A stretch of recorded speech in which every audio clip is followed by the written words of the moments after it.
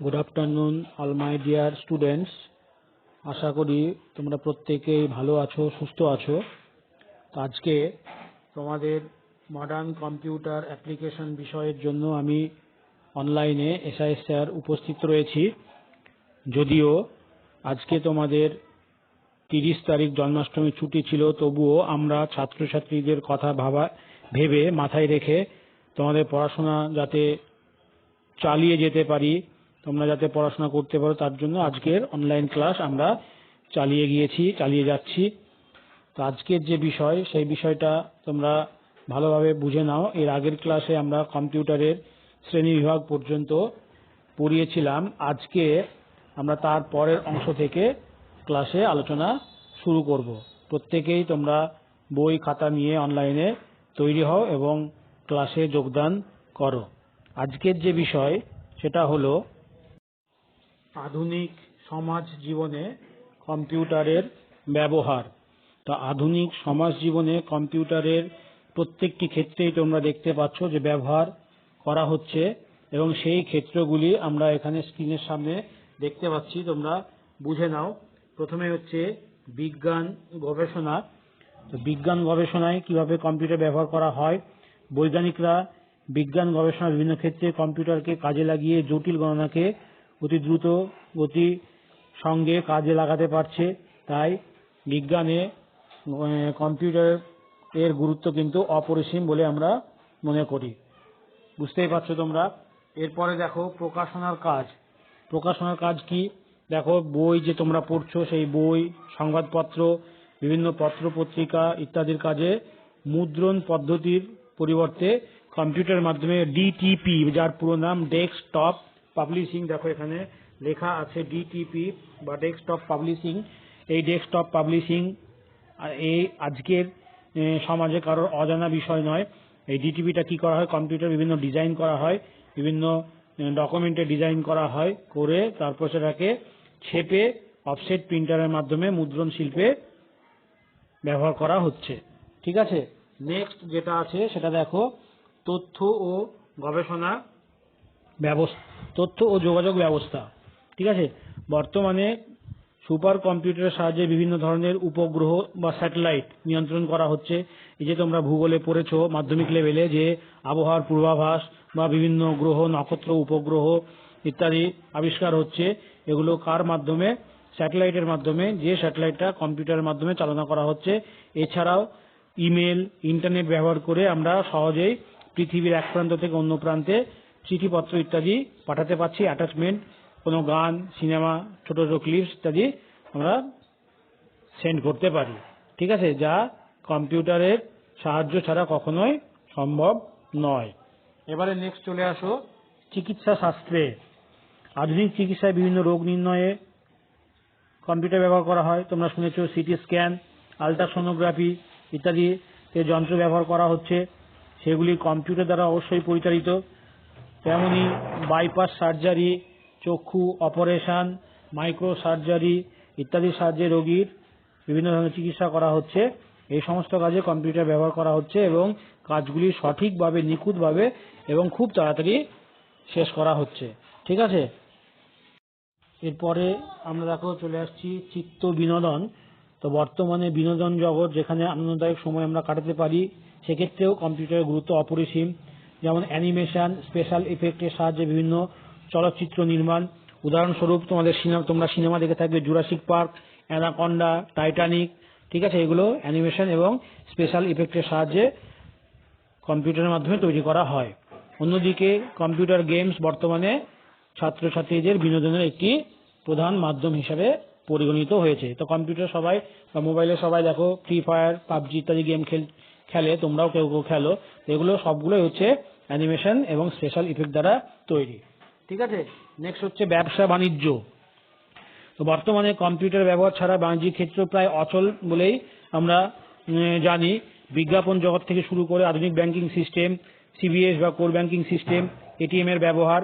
ATM এর পুরো নাম অটোমেটেড টেলার মেশিন। এর ব্যবহার করা সব জায়গায় এখন কম্পিউটার ব্যবহার লক্ষ্য করা যাচ্ছে। যেমন শেয়ার বাজার, রেল ও বিমানের টিকিট বুকিং, অ্যাকাউন্টিং সিস্টেম প্রভৃতি ক্ষেত্রে। নেক্সট চলে আসি আমরা শিক্ষাক্ষেত্র, শিক্ষার প্রত্যেকটি ক্ষেত্রে কম্পিউটার আজ অপরিহার্য হয়ে উঠেছে। কম্পিউটার বর্তমানে শিক্ষণ যন্ত্র বা টিচিং এইডস হিসেবে ব্যবহার করা হচ্ছে। এছাড়া পরীক্ষা ব্যবস্থা দেখো, তোমাদের যে অনলাইন পরীক্ষা হবে বা আমাদের স্কুলে যে হয়েছে গত দিনে ফার্স্ট ইউনিট বা সেকেন্ড ইউনিট হবে, সমস্তই কিন্তু এই কম্পিউটার ব্যবস্থার মাধ্যমেই তৈরি। ঠিক আছে, যদিও আমরা মোবাইলে এগুলো পরিচালনা করছি। এছাড়াও দেখো অ্যাডমিট কার্ড তৈরি, তোমাদের যে এইচএস এর মার্কশিট বা মাধ্যমিকের মার্কশিট, সেগুলো অ্যাডমিট কার্ড মার্কশিট তৈরি, বিভিন্ন পরীক্ষার উত্তরপত্র মূল্যায়নের কাজে বা ইন্টারনেটের মাধ্যমে অনলাইন যে টেস্ট স্কুল কলেজ বিশ্ববিদ্যালয়গুলো নিচ্ছে, যা আজ কম্পিউটারের উপর নির্ভরশীল হয়ে পড়েছে। ঠিক আছে, নেক্সট আমরা চলে আসছি ডেটা প্রসেসিং। ডেটা প্রসেসিং এর অর্থ কি? ডেটা প্রসেসিং এর অর্থ হলো এলোমেলো ডেটাকে সঠিক বা অর্থপূর্ণ তথ্যে পরিণত করা। এটাই হলো ডেটা প্রসেসিং। কম্পিউটার এই কৃত্রিম উপগ্রহগুলি ডেটা প্রসেসিং বিভিন্ন সরকারি বা বেসরকারি সংস্থা থেকে প্রাপ্ত তথ্য, গবেষণা, বিভিন্ন পরীক্ষা নিরীক্ষা থেকে প্রাপ্ত তথ্যকে কম্পিউটারের সাহায্যে অর্থপূর্ণ ডেটা বা ইনফরমেশনে পরিণত করছে। বোঝা গেল?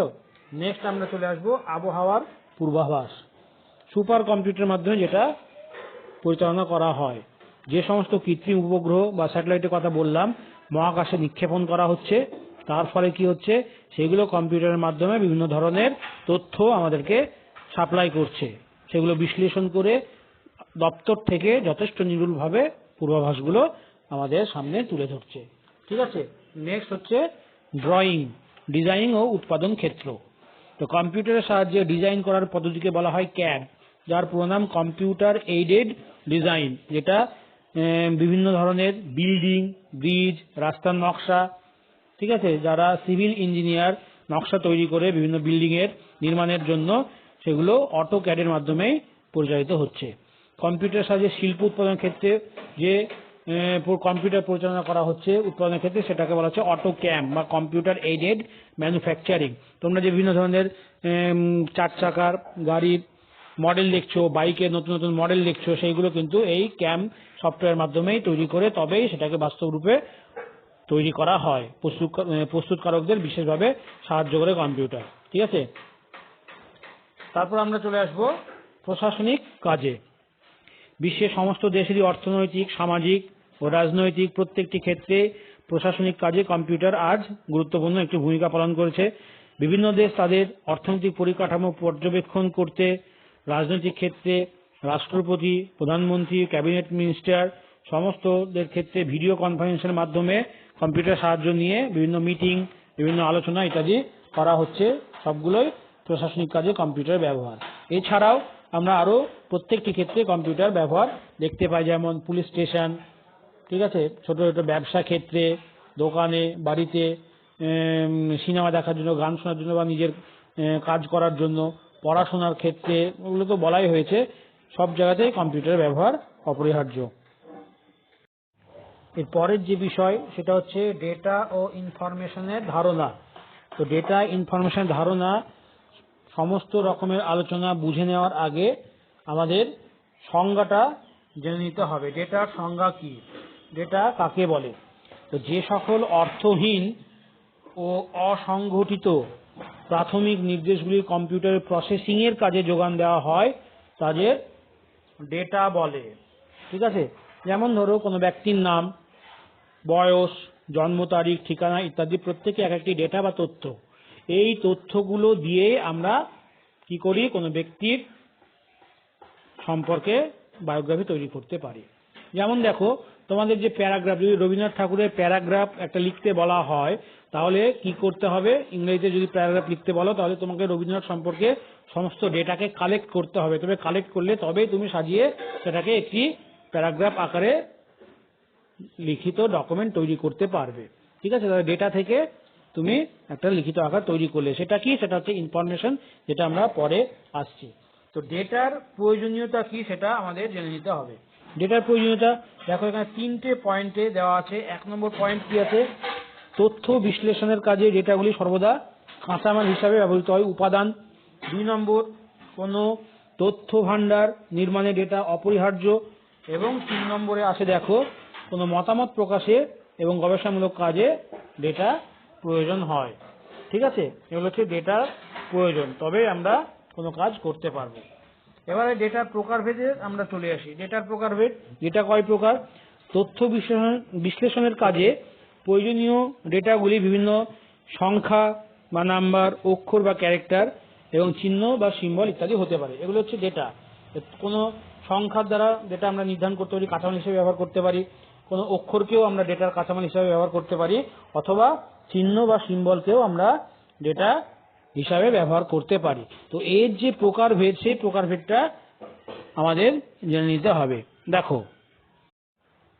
দেখো প্রধানত আমরা 3 ধরনের ডেটা ব্যবহার করতে পারি। সেগুলো কি কি? 1 নম্বর হচ্ছে নন ডিজিটাল ডেটা, 2 নম্বর ডিজিটাল ডেটা এবং 3 নম্বর হচ্ছে লজিক্যাল ডেটা। ঠিক আছে, এবারে আমরা পরপর এই ডেটাগুলো সম্পর্কে জেনে নিই। এসো, প্রথমেই আমরা চলে আসি নন ডিজিটাল ডেটায়। তো নন ডিজিটাল ডেটা কোনগুলো? যদি সংজ্ঞা বলা হয় তাহলে আমাদের কি লিখতে হবে? কাগজে লেখা সংখ্যা বা বিভিন্ন অক্ষর, গান, আবৃত্তি, আঁকা ছবি ইত্যাদি কম্পিউটারে সরাসরি বিশ্লেষিত হয় না বা প্রসেসিং হয় না। ঠিক আছে, এই সমস্ত ডেটাগুলোকেই বলা হচ্ছে নন ডিজিটাল ডেটা। তাহলে বিভিন্ন ধরনের নন ডিজিটাল ডেটা আছে, সেই নন ডিজিটাল ডেটাগুলো আমাদেরকে এবারে জেনে নিতে হবে। ঠিক আছে, দেখো 1 নম্বর যেটা আছে নিউমেরিক ডেটা। নিউমেরিক মানে সংখ্যা, 50, 100 এইগুলো সংখ্যাগুলো আমরা প্রকাশ করে থাকি। সেটা দশমিক এবং পূর্ণ সংখ্যা উভয়ই হতে পারে। 2 নম্বরে দেখো কি অ্যালফাবেটিক বা টেক্সট ডেটা, যেগুলো অ্যালফাবেট হচ্ছে ইংরেজি বর্ণমালার অক্ষর ABCD, সেটা ছোট হাতের বা বড় হাতের হতে পারে। বিশেষ বিশেষ অক্ষর যেমন গ্রেটার দ্যান, অ্যান্ড, হ্যাজ, এইগুলো এই সমস্ত ডেটাগুলোকে বলা হচ্ছে অ্যালফাবেটিক ডেটা। যেমন আমরা দেখো নামের ক্ষেত্রে রাজীব দাস, ঠিক আছে, ঠিকানা কলকাতা বা বহরমপুর বা ডোমকল, এরকম আমরা ব্যবহার করতে পারি। 3 নম্বরে যেটা হচ্ছে আলফা নিউমেরিক ডেটা। আলফা এবং নিউমেরিক ডেটা একসঙ্গে, অর্থাৎ সংখ্যা এবং টেক্সট উভয়ই থাকবে এখানে। যেমন বিভিন্ন ক্ষেত্রে গাড়ির নাম্বার দেখবে আলফা নিউমেরিক ডেটা হিসাবে পরিচিত হয়, বা কোনো ইমেল আইডি আলফা নিউমেরিক ডেটার মধ্যে পড়ে। ঠিক আছে, 4 নম্বরে চলে এসো গ্রাফিক্স ডেটা। ছবি সংক্রান্ত ডেটা, যেমন কোনো ফটোগ্রাফ, ড্রয়িং, হাতে আঁকা বা রেখাচিত্র। ঠিক আছে, এগুলো হচ্ছে গ্রাফিক্স ডেটা। অডিও ডেটা 5 নম্বরে আসে। দেখো শব্দ সংক্রান্ত সমস্ত রকমের ডেটা হচ্ছে অডিও ডেটার অন্তর্গত, যেমন কথা, গান, মিউজিক, ঠিক আছে, ইনস্ট্রুমেন্টাল মিউজিক ইত্যাদি। 6 নম্বর আছে দেখো ভিডিও ডেটা। চলমান ছবি অর্থাৎ চলচ্চিত্র, যেগুলো চলমান বা নির্বাক চিত্র, অ্যানিমেশন, মাল্টিমিডিয়া, তোমাদের যে কার্টুন টিভির, ঠিক আছে, সমস্তগুলোই কিন্তু ভিডিও ডেটার অন্তর্গত। তাহলে এইগুলো সমস্তই হচ্ছে নন ডিজিটাল ডেটার মধ্যে পড়ে। এবার আমরা দ্বিতীয় প্রকারের ডেটা, ডিজিটাল ডেটা সম্পর্কে জেনে নেব। কম্পিউটারে ডেটা প্রসেস করার পর সমস্ত ডেটাই কিন্তু ডিজিটাল ডেটা হিসেবে পরিগণিত হয়। যেমন ফ্লপি ডিস্ক, হার্ড ডিস্কে সংরক্ষিত সমস্ত রকমের ডেটা, যেটা টেক্সট হতে পারে, পিকচার হতে পারে, কোনো শব্দ হতে পারে, সমস্তই কিন্তু ডিজিটাল ডেটার অন্তর্গত। সুতরাং আমরা কি বুঝতে পারছি? Numeric, alphabetic, graphics, audio, video, যে সমস্ত ডেটা কম্পিউটারে প্রসেসিং যোগ্য তাই হলো ডিজিটাল ডেটা। কিন্তু এখানে একটা জিনিস মনে রাখতে হবে যে কাগজে লেখা অক্ষর, সংখ্যা, গান, আবৃত্তি, ছবি আঁকা ইত্যাদি সরাসরি কম্পিউটারে ব্যবহার করা হয় না, যেটা আগে উল্লেখ করলাম। তাই এগুলি নন ডিজিটাল ডেটা। এগুলোই যদি আমরা ফ্লপি ডিস্কের মাধ্যমে বা সিডির মাধ্যমে কম্পিউটারে প্রসেস করতে পারি, তাহলে সেগুলো কিন্তু নন ডিজিটাল থেকে ডিজিটাল রূপে স্থানান্তরিত করে তবে ব্যবহার করা যায়। ঠিক আছে, বুঝে নাও। এবারে হচ্ছে লজিক্যাল ডেটা। লজিক্যাল হচ্ছে যুক্তিসঙ্গত ডেটা। এই ধরনের ডেটাগুলিতে true false, on off, high low প্রভৃতি 2টি শর্তের মধ্যে যে কোনো একটি শর্ত বিবেচিত হয়। যেমন কোনো পরীক্ষায় পাস মার্ক যদি 34 হয়, এখানে দেখো যুক্তি দেওয়া আছে 34 হয়, তাহলে কোনো ছাত্র যদি 33 পায় তাহলে সেটা কি হবে? পাস হবে না ফেল হবে? ফেল হবে। তাহলে এটা যুক্তি। 34-এ 533 পেল, তাহলে ফেল হচ্ছে। সত্য মিথ্যার ক্ষেত্রেও তাই, হাই বা লো এর ক্ষেত্রেও এগুলো আমরা ব্যবহার করতে পারি। তাহলে 3 ধরনের ডেটা আমরা পেয়ে গেলাম, নন ডিজিটাল, ডিজিটাল এবং লজিক্যাল ডেটা। এবারে আমরা চলে আসব ইনফরমেশন। ঠিক আছে, ইনফরমেশন কি? আমরা যে ডেটার কথা বললাম সেই ডেটাগুলিকে বিশ্লেষণ করে যে অর্থপূর্ণ, ব্যবহার উপযোগী বা সুসংগঠিত ফলাফল পেতে পারি, সেইগুলোই হচ্ছে ইনফরমেশন। আমি তোমাদের আগে উদাহরণ দিলাম যে রবীন্দ্রনাথ সম্পর্কে যদি প্যারাগ্রাফ লিখতে হয়, তাহলে রবীন্দ্রনাথ সম্পর্কে বিভিন্ন তথ্য আমাদের জেনে নিতে হবে। তারপর সেই তথ্য দিয়ে আমি যদি পুরো প্যারাগ্রাফটা তৈরি করি, তাহলে সেটাই হচ্ছে ইনফরমেশন। এটা দেখো, কম্পিউটারে সেই ডেটাগুলো বিশ্লেষিত হওয়ার পর একটা অর্থপূর্ণ, ব্যবহার উপযোগী বা সুসংগঠিত রেজাল্ট পাওয়া গেল। এই পুরোটাই হচ্ছে ইনফরমেশন। একই রকম ভাবে আমরা ইনফরমেশনের যে প্রয়োজনীয়তা, সেই প্রয়োজনীয়তার কথা উল্লেখ করতে পারি। 1 নম্বরে কি আছে দেখো, কোনো সিদ্ধান্ত গ্রহণে ইনফরমেশন প্রয়োজন হয়। সিদ্ধান্ত গ্রহণ করতে হলে আমাকে অবশ্যই ডেটাগুলোকে প্রসেসিং করে ইনফরমেশনে প্রকাশ করতে হবে। 2 নম্বর দেখো, নিজেকে যুগ উপযোগী ও সময় উপযোগী করে তুলতে ইনফরমেশনের প্রয়োজন হয়। 3 নম্বর প্রয়োজনীয়তা কি? বিভিন্ন ধরনের পরিষেবা নেওয়ার জন্য বা আইন কানুন জানতে ইনফরমেশনের প্রয়োজন হয়। তাহলে এইগুলো হচ্ছে ইনফরমেশনের প্রয়োজনীয়তা। এটা ভালো করে বুঝে নিয়ে পড়তে হবে। এবারে আমরা চলে আসব ডেটা প্রসেসিং সম্পর্কে ব্যাখ্যা। তো ডেটা প্রসেসিং এর ধারণাটা ভালোভাবে বুঝে নাও। দেখো, ডেটা বলতে আমরা বুঝি, আগেই বলেছি, কোনো বিষয় সম্পর্কিত প্রাথমিক তথ্য, যেমন কোনো ব্যক্তির নাম, বয়স, উচ্চতা, কর্মক্ষেত্র, বেতন ইত্যাদি বোঝায়, তাই তো? এগুলো হচ্ছে সাধারণ এবং অসংগঠিত। সাধারণ বা কাঁচামাল বা উপাদান হিসাবে ব্যবহার করি, এবং সেটা অসংগঠিত, সংগঠিত নয়। তো ডেটা প্রসেসিং এর মাধ্যমে এই সাধারণ এবং অসংগঠিত ডেটাকে যখন সংগঠিত এবং অর্থপূর্ণ তথ্যে পরিণত করা হয়, তখন সেটাই হয়ে যায় ইনফরমেশন। বোঝা গেল? তাহলে আমরা ডেটা প্রসেসিং এর যে সংজ্ঞা, সেই সংজ্ঞাটা আমরা এখান থেকে এইটুকু লিখতে পারি। এটা কি বলা আছে দেখো, যে পদ্ধতিতে বিভিন্ন উৎস থেকে সংগৃহীত প্রাথমিক তথ্যগুলিকে সংগঠিত, ব্যবহার উপযোগী, অর্থপূর্ণ তথ্যে পরিণত করা হয়, তাকে ডেটা প্রসেসিং বলে। ঠিক আছে? তো ডেটা প্রসেসিং করলেই তবে সেটা কমপ্লিট ইনফরমেশন হিসাবে আমরা পেয়ে থাকি।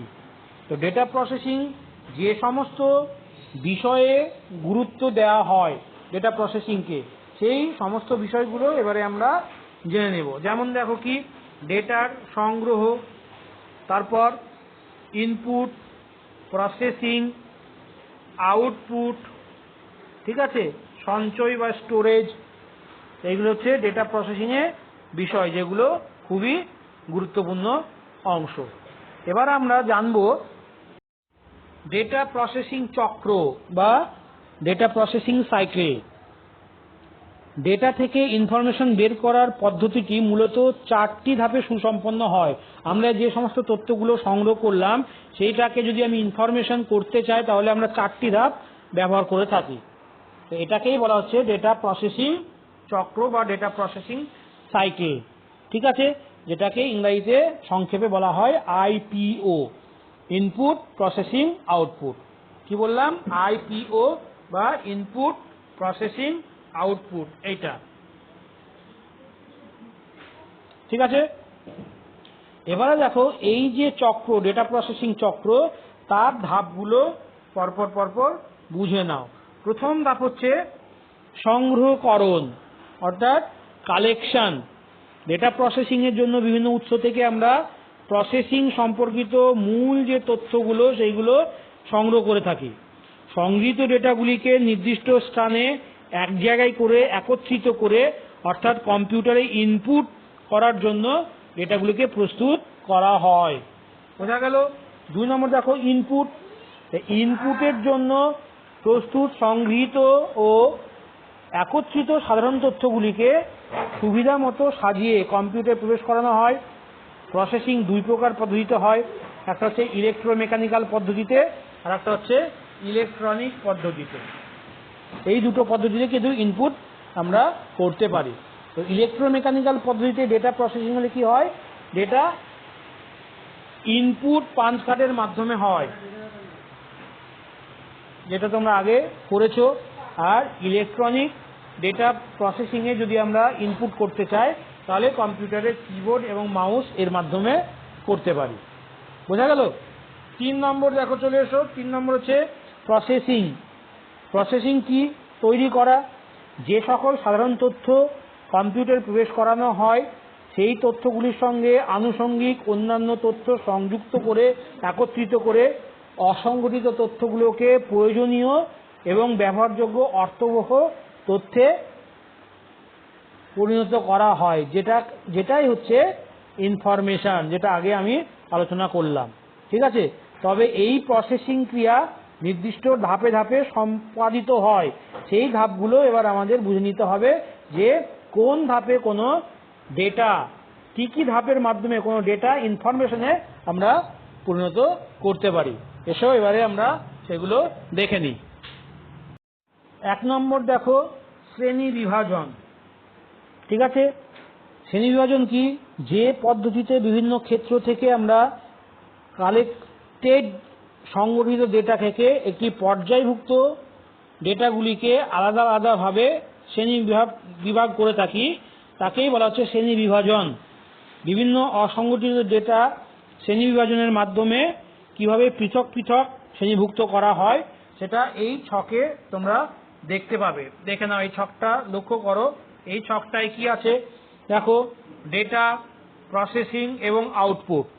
আমরা একটা ডেটা, বাম দিকে যে ডেটার ঘর, সেখানে কোনো ব্যক্তির নাম, এটা একটা স্টুডেন্টের নাম, সেখানে বিভিন্ন সাবজেক্ট, তারিখ এবং একটা সংখ্যা দেওয়া আছে।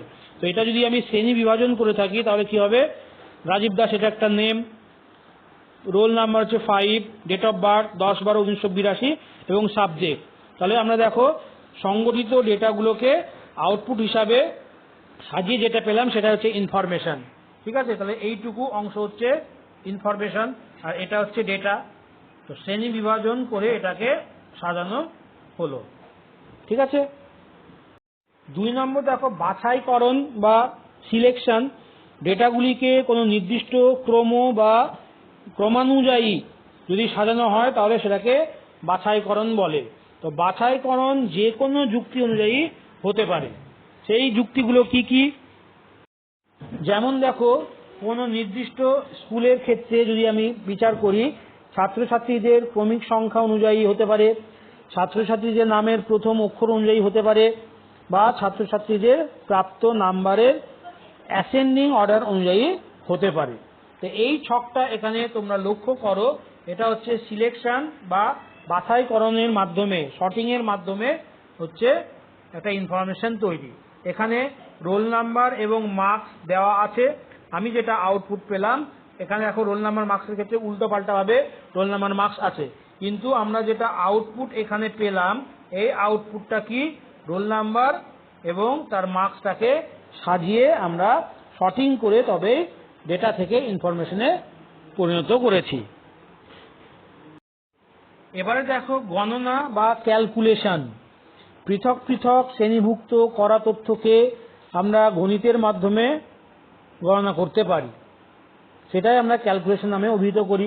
যেমন দেখো, এখানে উল্লেখ করা আছে যে একাদশ শ্রেণীর বিভিন্ন ছাত্রের বিভিন্ন বিষয়ের যোগফল নির্ণয়, এটা একটা গণনা পদ্ধতি। ব্যাংকের বিভিন্ন কর্মীর বেসিক, ডিএ, এইচআর এর উপর ভিত্তি করে স্যালারি নির্ণয়, এটা একটা গণনা পদ্ধতি। তোমরা যে টেবিলটা এখানে লক্ষ্য করছো, এটা দেখো ক্যালকুলেশনের মাধ্যমে এটা ইনফরমেশন করা আছে। এখানে ডেটা, প্রসেসিং হচ্ছে ক্যালকুলেশন, আর আউটপুট হিসেবে আমরা পেয়েছি। ডেটাতে কি কি আছে, student name, roll number, Bengali, English, mathematics, এবং এইখানে আউটপুট হিসাবে আমরা টোটাল নাম্বারটা অ্যাড হতে দেখলাম। নেক্সট হচ্ছে সংক্ষিপ্তকরণ বা সামারাইজেশন। প্রয়োজন অনুযায়ী ডেটার পরিমাণ আমরা কমিয়ে নিয়ে অপ্রয়োজনীয় অংশকে বাদ দিয়ে দিলাম, দিয়ে সংক্ষিপ্ত আকারে আমরা বিষয়টাকে পেশ করলাম। এটাকেই বলা হচ্ছে সংক্ষিপ্তকরণ বা সামারাইজেশন। যেমন দেখো, এখানে তোমাদের উদাহরণ দেওয়া আছে যে মাধ্যমিক বা উচ্চ মাধ্যমিক পরীক্ষার ছাত্রছাত্রীদের যে বিস্তারিত ফলাফল সেটা না জানিয়ে শুধুমাত্র টোটাল নাম্বারের উপর ভিত্তি করে আমি একটি ইনফরমেশন দিলাম। ঠিক আছে, সেখানে ঝোলানোর সময় শুধুমাত্র নাম, রোল নাম্বার এবং প্রাপ্ত নম্বর দেওয়া হলো। ঠিক আছে, এখানে ছকে তোমরা দেখতে পাবে, দেখো এই ছকটা দেওয়া আছে সামারাইজেশন করে। এই যে ডেটার অংশটা, এই অংশটা আমি আউটপুট হিসাবে সামারাইজেশন যখন করলাম তখন দেখো শুধুমাত্র ছাত্রদের রোল নাম্বার, নাম, ঠিক আছে, আর টোটাল নাম্বারটা দিয়েই ইনফরমেশনটা দেওয়া হলো। বোঝা গেল? বুঝে নাও। প্রসেসিং এর শেষ অংশটা হচ্ছে সঞ্চয় বা স্টোরেজ। প্রসেসিং থেকে প্রাপ্ত যে ইনফরমেশন, সেই ইনফরমেশনগুলোকে আমরা ভবিষ্যতের জন্য স্টোর করতে পারি, যাতে পরবর্তীকালে আমরা ব্যবহার করতে পারি আমার প্রয়োজন অনুযায়ী। এর ফলে একদিকে যেমন ইনফরমেশনকে খুব তাড়াতাড়ি কাজে লাগাতে পারি, অপরদিকে বারবার প্রসেসিং করতে হয় না। একবার প্রসেসিং করলেই আমরা ইনফরমেশনকে বারবার কাজে লাগাতে পারি। তো বর্তমানে সঞ্চয় মাধ্যম হিসাবে তোমরা জানো floppy disk, CD, hard disk, pen drive, CD ROM, ঠিক আছে, ব্লু রে ডিস্ক, মাইক্রো এসডি, এগুলো আমরা ব্যবহার করছি। এতক্ষণ আমরা ডেটা প্রসেসিং চক্রের তিনটে অংশ যেমন সংগ্রহকরণ, ইনপুট, প্রসেসিং নিয়ে আলোচনা করলাম। এবারে আমরা 4 নম্বর যে অংশটা আছে আউটপুট, সেই আউটপুট সম্পর্কে জেনে নেব। আউটপুট মানে কি? আউটপুট মানে হচ্ছে ফলাফল। প্রসেসিং থেকে প্রাপ্ত যে ফলাফল, সেই ফলাফলকে আমরা আউটপুট হিসাবে জানি। আউটপুট কি ধরনের হবে তা নির্ভর করে কার উপর? ডেটার ধরনের উপর। প্রসেসিং এর পর বিভিন্ন মাধ্যমে আমরা আউটপুট পেতে পারি, যেমন মনিটরের মাধ্যমে ডিসপ্লে, এটা একটা আউটপুট। প্রিন্টারের মাধ্যমে কাগজে প্রিন্ট করা, এটা একটা আউটপুট। বা কম্পিউটার যেহেতু নিজস্ব কোনো শব্দ নেই, স্পিকারের মাধ্যমে আমরা যে শব্দটা পেলাম, কানে শুনতে পেলাম, আওয়াজটা পেলাম, সেটাও হচ্ছে এক ধরনের আউটপুট। ঠিক আছে, এই আউটপুট ডিভাইস নিয়ে আমরা পরবর্তী ক্লাসগুলোতে জেনে নিতে পারবো। এতক্ষণ আমরা যে ডেটা প্রসেসিং এর ধারণা বা ডেটা প্রসেসিং চক্র সম্পর্কে জানলাম, তাহলে সেই ডেটা প্রসেসিং কয় প্রকার সেটা আমাদের জেনে নিতে হবে। তো ডেটা প্রসেসিং সাধারণত 2 প্রকার হয়ে থাকে। 1 নম্বর হচ্ছে দেখো ম্যানুয়াল ডেটা প্রসেসিং, আর 2 নম্বর হচ্ছে electronic data processing. Manual data processing এবং ইলেকট্রনিক ডেটা প্রসেসিং কি? প্রথমে আমি ম্যানুয়াল ডেটা প্রসেসিং বলি। খাতা কলমে আমরা যখন করব, কোনো রকম কম্পিউটারের সাহায্য ছাড়াই নিজে থেকে, সেগুলো হচ্ছে ম্যানুয়াল ডেটা প্রসেসিং। তো ইলেকট্রনিক ডেটা প্রসেসিং সম্পর্কে এবারে আমরা জানবো। দেখো ইলেকট্রনিক ডেটা প্রসেসিং কি? কম্পিউটারের মাধ্যমে নির্ভুল এবং অতি দ্রুত গতিতে যে সমস্ত ডেটা প্রসেসিং করা হয় তাকেই বলা হচ্ছে কি? Electronic data processing. তো এই ইলেকট্রনিক ডেটা প্রসেসিং সাধারণত 4 ভাগে ভাগ করা হয়। কি কি? Business data processing, multimedia data processing, scientific data processing এবং নেটওয়ার্কিং ডেটা প্রসেসিং। এই 4টে হচ্ছে প্রকারভেদ ইলেকট্রনিক ডেটা প্রসেসিং এর। এবারে আমরা এই 4টে ডেটা প্রসেসিং সম্পর্কে সংক্ষিপ্তভাবে বুঝে নিই। প্রথমে দেখো বিজনেস ডেটা প্রসেসিং। এই ধরনের ডেটা প্রসেসিং ব্যবসায়িক আয় ব্যয় হিসাবের জন্য ব্যবহার করা হয়। নাম শুনেই তোমরা বুঝতে পারছো যে এটা হচ্ছে বিজনেস ডেটা প্রসেসিং এর উদাহরণ। তো ব্যবসায় মালিকের আয় ব্যয়ের হিসাব, কর্মচারীদের পে স্লিপ তৈরি, স্টক এক্সচেঞ্জে দৈনিক শেয়ার কেনাবেচা কত হলো, এই সমস্ত ধরনের ডেটা প্রসেসিং হাতে কলমে আগে করা হতো বা ক্যালকুলেটরের সাহায্যে করা হতো, কিন্তু সেখানে সময় লাগতো এবং ভুল ভাল হয়ে যাওয়ার সম্ভাবনা থাকতো। কিন্তু বর্তমানে কম্পিউটারের সাহায্যে এই প্রসেসিংগুলো করা হয় বলে এটা নিখুঁতভাবে এবং খুব দ্রুততার সঙ্গে আমরা করতে পারি। 2 নম্বরে দেখো সায়েন্টিফিক ডেটা প্রসেসিং। তো এই ধরনের ডেটা প্রসেসিং মূলত পরমাণু ও মহাকাশ গবেষণা, আবহাওয়া সংক্রান্ত বিশ্লেষণ, এগুলোর জন্য আমরা এই ধরনের ডেটা প্রসেসিং করে থাকি। তাই এই ধরনের ডেটা বিশ্লেষণে যথেষ্ট শক্তিশালী কম্পিউটার ব্যবহার করা হয়। সুপার কম্পিউটার একটি শক্তিশালী কম্পিউটার এই ধরনের কাজের জন্য উপযুক্ত। ঠিক আছে, তারপর 3 নম্বর দেখো মাল্টিমিডিয়া ডেটা প্রসেসিং, এই ধরনের ডেটা প্রসেসিং মূলত মাল্টিমিডিয়া এবং অডিও ভিডিও অ্যানিমেশনে ব্যবহৃত হয়। যেমন দেখো টিভিতে তোমরা কার্টুন দেখো, বিভিন্ন সিনেমা দেখো, সাপের সিনেমা, বাঘের সিনেমা, টাইটানিক, এগুলো মাল্টিমিডিয়া এবং অ্যানিমেশনের সাহায্যে তৈরি করা। তো এই ধরনের ডেটা প্রসেসিংয়ের জন্য sound box, sound card, web camera ইত্যাদি কিন্তু প্রয়োজন হয়ে থাকে এবং শক্তিশালী কম্পিউটারের কনফিগারেশন দরকার হয়, যেটা পার্সোনাল কম্পিউটার হিসাবে আমরা প্রয়োজনীয়তা বোধ করি। ঠিক আছে, এরপর দেখো 4 নম্বর, নেটওয়ার্কিং ডেটা প্রসেসিং। পৃথিবীর এক স্থান থেকে অন্য স্থানে তথ্য পাঠাতে এই ধরনের ডেটা প্রসেসিং ব্যবহৃত হয়। যেমন কম্পিউটারে যদি ইন্টারনেট থাকে, তাহলে ইন্টারনেট ব্যবস্থা থাকার ফলে ইমেলের মাধ্যমে আমরা এই ধরনের ডেটা প্রসেসিং করতে পারি। এক জায়গা থেকে অন্য জায়গায় দ্রুততার সঙ্গে কোনো চিঠিপত্র বা অ্যাটাচমেন্ট পাঠাতে পারি। তো এই যন্ত্রাংশগুলি নেটওয়ার্কে বিভিন্ন কাজে ব্যবহার করা হয়। কি কি? মোডেম ব্যবহার করা হয়, ল্যান কার্ড, ওয়েব ক্যামেরা, এগুলো নেটওয়ার্কিং বা নেটওয়ার্ক ডেটা প্রসেসিংয়ে ব্যবহার করা হয়। 2 ধরনের ডেটা প্রসেসিংয়ের কথা আমরা জানলাম, একটা হচ্ছে ম্যানুয়াল ডেটা প্রসেসিং এবং electronic data processing. Manual processing করলে কি সুবিধা বা অসুবিধা, আর ইলেকট্রনিক ডেটা প্রসেসিংয়ের কি সুবিধা আছে, কেনই বা আমরা ইলেকট্রনিক ডেটা প্রসেসিং করব, তার কি কি সুবিধা আমরা পেয়ে থাকি। 1 নম্বর দেখো, সঞ্চয় ক্ষমতা বৃদ্ধি। ম্যানুয়াল ডেটা প্রসেসিং অপেক্ষা বর্তমানে সিডি, ডিভিডি, পেন ড্রাইভের মাধ্যমে প্রচুর পরিমাণ তথ্য আমরা সঞ্চয় করে রাখতে পারি। আমরা আমাদের মাথায় যতটুকু তথ্য সঞ্চয় করে রাখতে পারবো দীর্ঘদিন পর্যন্ত, আমরা একদিন করতে পারলে সেটা আনলিমিটেড দিন সংখ্যা আর কি দিন সংখ্যা পর্যন্ত এই সমস্ত ডিভাইসগুলো তথ্য সঞ্চয় করে রাখতে পারবে।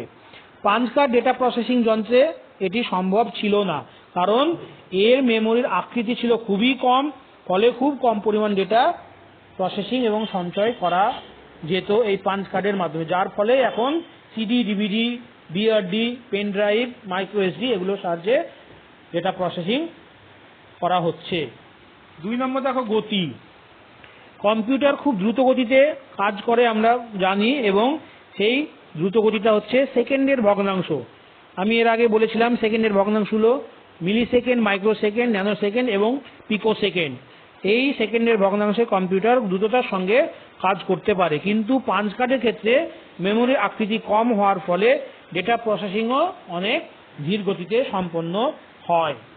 নেক্সট আছে দেখো, সঠিকতা বা accuracy. Punch card data processing স্বয়ংক্রিয় নয়। ম্যানুয়ালে আমরা যেটা করতাম সেটা স্বয়ংক্রিয় নয়, অটোমেটিক নয়, ফলে অনেক ভুল থাকার সম্ভাবনা থেকে যায়।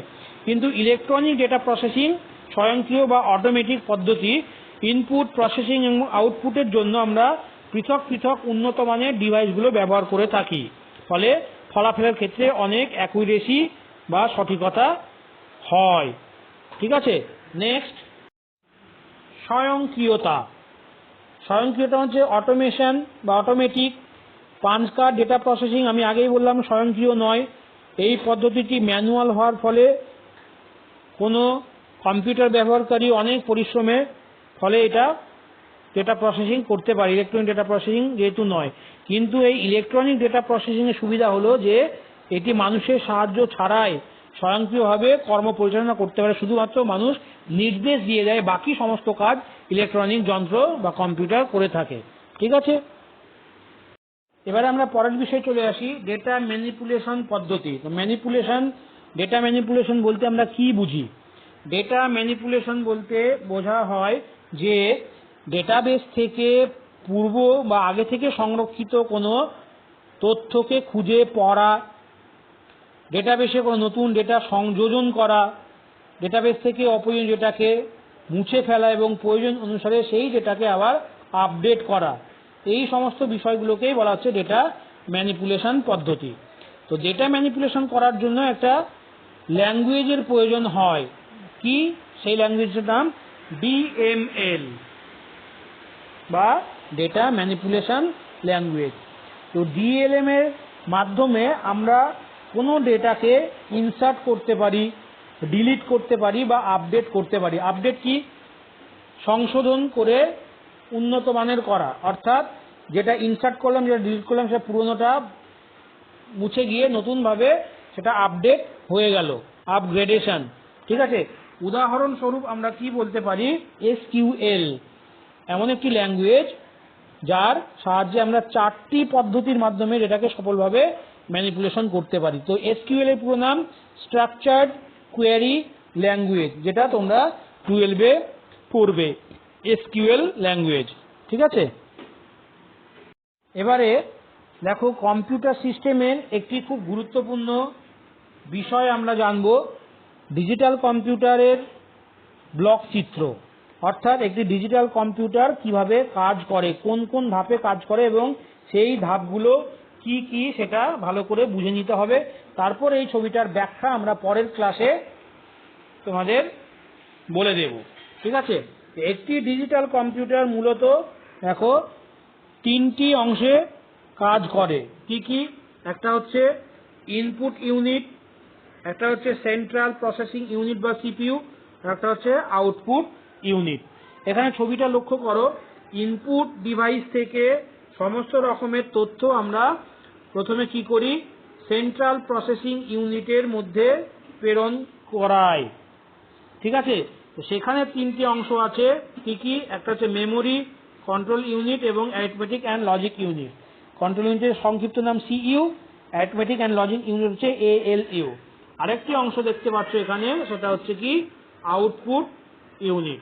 তো এটা কিভাবে কাজ করে সেটা ব্যাখ্যা যখন এই ছবিটার ভিত্তিতে করব তখন বুঝে নিতে পারবে। এখন শুধু তোমরা ব্লক চিত্রটা বুঝে নাও। তো ইনপুট ইউনিট থেকে প্রথমে সমস্ত তথ্য সিপিইউ এর মধ্যে যায়। সিপিইউ তখন কি করে, কন্ট্রোল ইউনিট এবং অ্যারিথমেটিক ইউনিটের আলাদা আলাদা কাজ, সেটা তারা কাজ সম্পন্ন করে, মেমোরিতে সঞ্চয় করে প্রাথমিকভাবে। তারপর মেমোরি থেকে সেটা আউটপুট ডিভাইসের মাধ্যমে আমরা ফলাফল দেখতে পাই। এই হচ্ছে কম্পিউটারের টোটাল সিস্টেমের কাজের ধরন বা কার্য প্রণালী। এটা খুবই ইম্পর্টেন্ট একটি বিষয়, তোমাদের কম্পিউটার সিস্টেমে ভালো করে বুঝে নিতে হবে। তাহলে আমার প্রিয় ছাত্রছাত্রী, আজকের ক্লাস তোমাদের এখানেই শেষ করছি। এই পর্যন্তই ভালোভাবে তোমরা বুঝে নেবে, পড়ে নেবে। যদি কোনো সমস্যা থাকে আগামী ক্লাসে সেই সমস্যাগুলো নিয়ে সমাধান করে নিতে হবে। সবাই ভালো থাকবে, সুস্থ থাকবে। আজকের ক্লাস শেষ করলাম।